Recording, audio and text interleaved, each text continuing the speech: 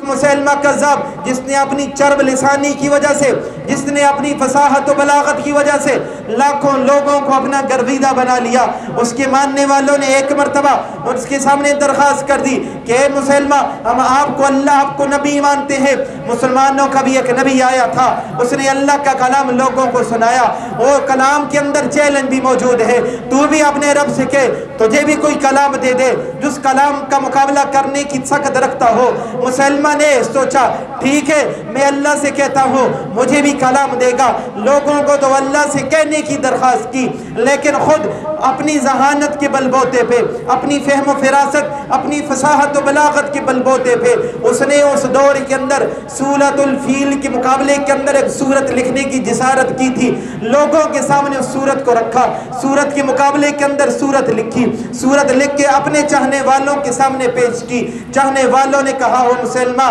تجھے ہم نبی مانتے ہیں، تجھے اپنا پیشوا مانتے ہیں، تجھے اپنا مقتدا مانتے ہیں، لیکن جو کلام تو ہمارے سامنے لے کے آیا یہ تو رب کا کلام ہونا تو دور کی بات ہے، یہ تو ذی عقل شخصیت کا کلام بھی ہمیں محسوس نہیں ہوتا۔ وہ مسلمہ جس کے دیوانے پروانے وہ لاکھوں کی تعداد میں تھے، انہوں نے اپنے نبی کو، انہوں نے مسلمہ کذاب کو، اس لعین و مردود کو، اس پیشوا کو اس وقت ملامت کر کے دنیا انسانیت کو بتلایا کہ دنیا والوں، قرآن کا مقابلہ کرنے کی جسارت جو بھی کرے گا اس کو منہ کی کھانی پڑے گی، اس کو شرمندگی کا سامنا کرنا پڑے گا۔ تو اس مسلمہ کذاب نے سورۃ الفیل کے مقابلے کے اندر کچھ کلمات تحریر کی۔ وہ کلمات کیا تھے؟ اس نے لکھا الفیل، ہاتھی، مل فیل، کیا ہے ہاتھی؟ وما ادراک مل فیل، تمہیں کیا معلوم کیا ہے ہاتھی؟ لہو ذنب وبیل، اس کی دم چھوٹی ہوتی ہے، وخرطوم طویل، اس کی سونڈ بڑی ہوتی ہے۔ اس نے یہ والا کلام لکھا جو سیدھے سادے سے لوگ بھی سنیں ان کو بھی ہنسی آ جائے،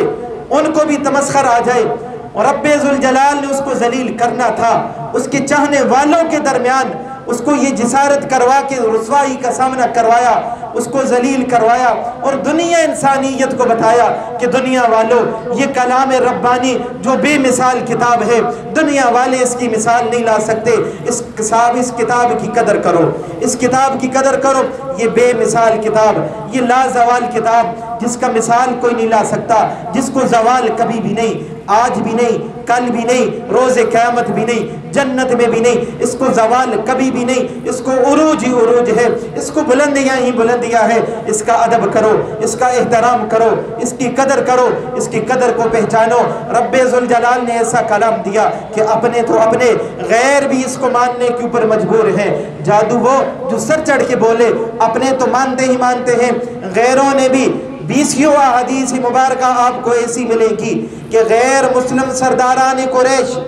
آپس کے اندر بیٹھتے ہیں تو نبی علیہ السلام کے اوپر اترنے والے اس کلام کی تصدیق کرتے ہیں، اس کلام کے برحق ہونے کا اظہار کرتے ہیں، ان میں سے کچھ اسلام لاتے ہیں، پھر ان باتوں کا اظہار مسلمانوں کے سامنے کرتے ہیں کہ زمانہ جاہلیت کے اندر فلاں سردار نے قرآن کے برحق ہونے کے بارے میں یہ بات کہی تھی، فلاں نے یہ بات کہی تھی، لیکن ہدایت جس کے مقدر میں تھی رب ذوالجلال نے دی، لیکن کلام کی تصدیق اپنوں نے بھی کی، غیروں نے بھی کی۔ ایک